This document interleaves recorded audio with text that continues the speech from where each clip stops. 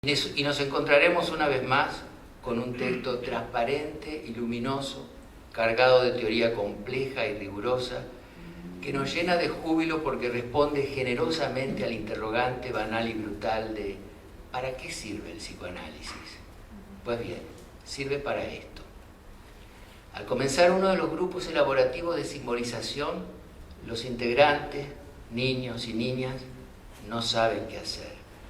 La coordinadora tampoco. Nadie sabe por dónde empezar.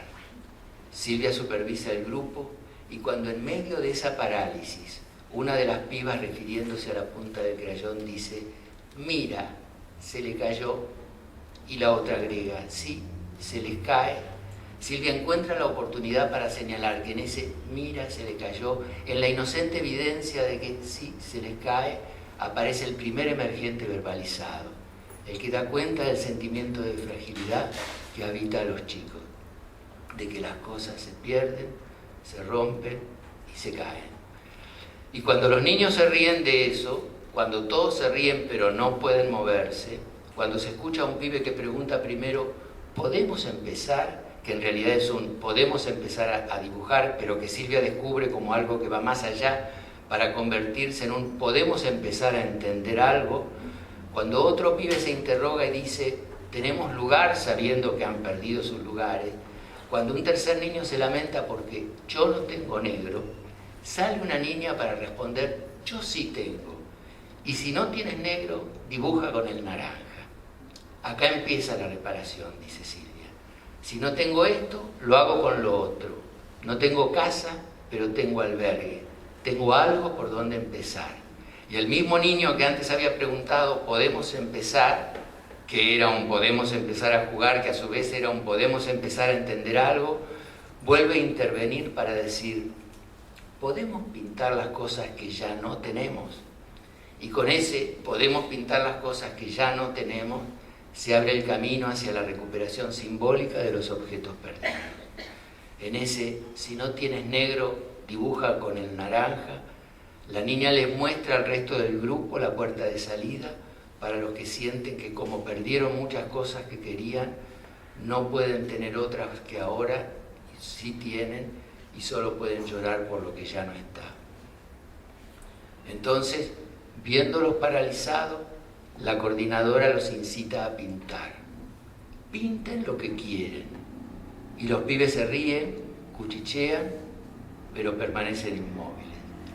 La coordinadora insiste. A veces el no poder expresar lo que sienten hace que se rían y se queden quietos. Aún así, dice la coordinadora, yo pienso que pueden tratar de dibujar lo que sienten. Y dice Silvia, error, imposible dibujar lo que se siente. Lo que uno siente son estallidos, son relámpagos de colores, son ruidos, no hay representación del sentimiento.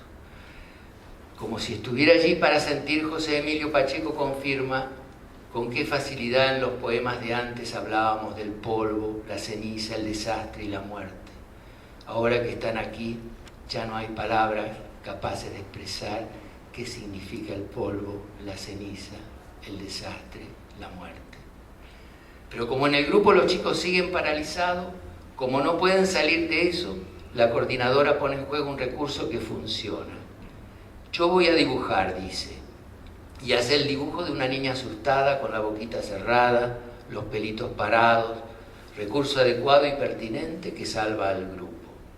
Porque si bien el instrumento fundamental es la interpretación, estimular la aparición de material con el dibujo es un recurso tan válido como cualquier otro.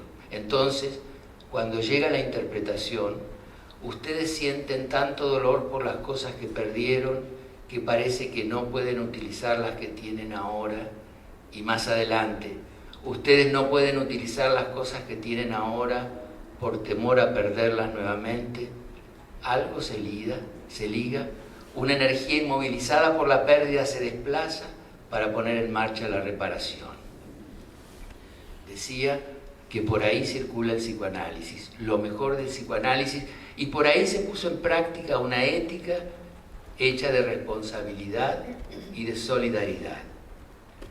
Pocas dudas caben acerca de que la situación de los sectores marginales y excluidos de la sociedad víctimas de un terremoto, es un tema que no le gusta a nadie. Es un tema que se podría evitar apelando a una Verwerfung, a una Verleumdung, a una Verdrängung o a una Verneinung, según quiera o pueda cada cual, cuestión de eludir esa pesada carga. Al trabajar en situaciones de angustia extrema, nos dice Silvia, nos enfrentamos no solo a la angustia del semejante, sino a nuestros propios fantasmas infantiles, nos confrontamos con nuestra propia angustia. De modo que el curso de formación asistencia para población en situación de emergencia tuvo como objetivo no solo la transmisión de conocimientos, sino contener de algún modo en los participantes mismos las situaciones que se fueron produciendo para que el ayudar a los niños en su proceso de simbolización, de resimbolización, no se reprodujera la parasitación de los niños por parte de los adultos a partir de las propias angustias que los desbordaban. Porque si bien la situación de los sectores marginales y excluidos de la sociedad víctimas de un terremoto no le gusta a nadie, es la tragedia que evocó y provocó la responsabilidad de la autora. Y la responsabilidad, esa palabra banal, esa noción que alude al deber subordinado a una ética, es el fundamento de la construcción subjetiva. La responsabilidad es, como categoría teórica, el fundamento de la construcción subjetiva, pero justamente por lo que no es en su acepción convencional, no como deber, ni siquiera por su proximidad a la culpa, al resultado de haber tomado conciencia por las faltas reales o imaginarias cometidas, sino como exigencia que el otro impone con su desvalimiento esencial, a pesar de que esa precariedad nada tenga que ver con uno. Por eso pienso que estaríamos banalizando el proyecto que el libro plasma si pretendemos reducirlo al amor sobrante, al exceso de amor que alentó la aventura de los grupos elaborativos de simbolización. Estaríamos banalizando el proyecto si aspiramos a clausurar la iniciativa bajo el título Compromiso con la realidad asumido por una pareja de psicoanalistas. Yo, por mi parte, tengo objeciones hacia la palabra amor y hacia la palabra compromiso. Si algo aprendí de Silvia Bleichmann es a desconfiar. Tengo reparos acerca del altruismo, dudo que exista una bondad natural, una generosidad piadosa que incite al pronto socorro, a la identificación con quienes sufren. Más bien pienso la ética como a una imposición exterior a la que uno no puede sustraerse. Pienso el desamparo del otro como violencia ejercida sobre mi indiferencia. Pienso a quienes sufren como molestia que interrumpe mi sueño dogmático, que me expulsa del reino de la inocencia y me obliga a asumir una responsabilidad que no elegí ni quise. Si algo aprendí de Silvia Bleichmann es que el amor al semejante no es natural, que uno no quiere el bien ni busca la justicia como puede querer darse los gustos, obtener placer o gestionar su beneficio y su ganancia. La preocupación por los desamparados y vilipendiados se nos impone muy a pesar nuestro y perturba nuestra existencia. Decía que tengo reparos hacia la palabra amor, pero no hacia la responsabilidad desinteresada para con el otro. Entonces, ¿fue eso que, dado en llamarse amor al semejante, el motor de esta intervención? No. No si se entiende por amor la edificante filosofía del altruismo, la innata piedad por las víctimas de una catástrofe. ¿Fue eso que ha dado en llamarse amor al semejante el motor de esta intervención? Sí, si en la insulsa palabra del amor uno es capaz de percibir todavía la pesada proximidad, la presión acusadora, la abrumadora violencia, la persecución ejercida por los sufrientes. Fue por amor, si por amor se entiende que uno no pueda desligarse de ese otro que nos impide existir naturalmente. Quiero decir con esto que hombres y mujeres no somos seres pacíficos de corazones bondadosos y ansiosos por demostrar nuestro amor. Quiero decir con esto que cuando se atribuye el papel activo a aquel que ama, se pervierte hasta la afectación la cuestión moral. Las dificultades que tenemos los psicoanalistas, y muy especialmente los psicoanalistas de niños, en acercarnos a aquellos que han sido víctimas de catástrofes y de la política del ajuste, pasa por la evitación de la vergüenza que se nos impone y por el amor que nos despiertan. Y la superación de esas dificultades pasa, si acaso, por el análisis individual y colectivo, pero sobre todo colectivo, de la propia implicación y de la sobreimplicación. Si es que vamos a registrar el mensaje que Silvia Bleichmann nos deja con su puesta a prueba frente a lo traumático, antes que enternecernos o sensibilizarnos por las injusticias y las terribles transgresiones que se cometen día a día contra la infancia, antes de apelar a un compromiso creciente con aquellos a quienes alguien llamó los heridos de la civilización, aún antes de culpabilizarnos subordinados a una moral basada en el deber cristiano y la piedad que avala lo que ya hace muchos años Jules Selman llamó la explotación de la subjetividad, tal vez habría que comenzar por analizar nuestra propia implicación y también nuestra sobreimplicación. Sobreimplicación hasta en el sentido trivial que tiene el ser capaces de ocuparnos de los problemas de los demás, de lo que no nos concierne, de lo que no nos reditúa ningún beneficio evidente y convencional.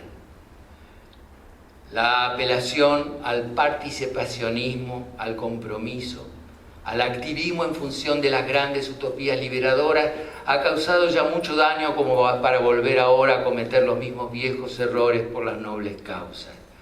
Pero también la deserción, la desafectación y la distancia que los psicoanalistas mantuvimos y mantenemos frente a las víctimas de esa catástrofe mayor que es el capitalismo planetario puede corresponder a un fenómeno de sobreimplicación con respecto a los valores instituidos por la sociedad neoconservadora. Comencé citando a José Martí y aludiendo a Silvia Bleichmann como figura legendaria. Y lo hice porque hace más de 3 años Silvia remontó vuelo para convertirse en leyenda, para erigirse en mito deslumbrante.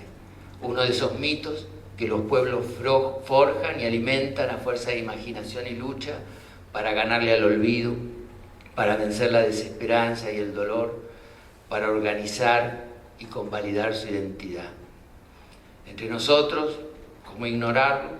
La difunta Correa, que encierra una profunda e impactante historia de amor y fidelidad, se ha convertido en el fenómeno social, religioso, extraiglesia más importante de América Latina.